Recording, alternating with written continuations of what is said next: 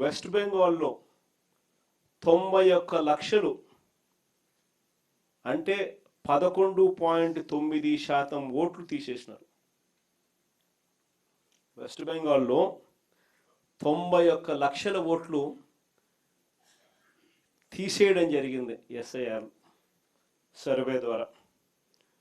తమిళనాడులో 74 లక్షల ఓట్లు తీసేయడం జరిగింది ఈ ఎస్ఐఆర్ సర్వేల ద్వారా.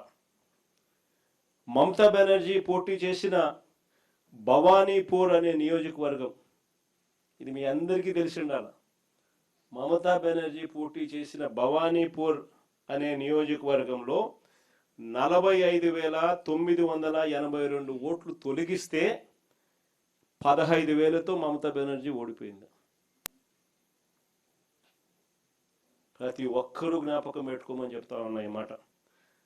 అదేవిధంగా తమిళనాడులో స్టాలిన్ పోటీ చేసిన కొలతూర్ అనే నియోజకవర్గంలో దాదాపుగా 71,000 ఓట్లను తొలగిస్తే ఆయన ఓడింది 8,000 ఓట్లతో ఆయన ఓడిపోయాడు.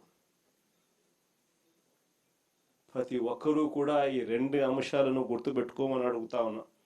అంతేకాదు బెంగాల్లో తీసేసిన ఓట్లు 91 లక్ష ఓట్లు, 91 లక్షల ఓట్లు బెంగాల్లో తీసేస్తే ఆ రాష్ట్రంలో మమతా బెనర్జీ గారి పార్టీ ఓడిపోయింది 31 లక్షల తేడాతో.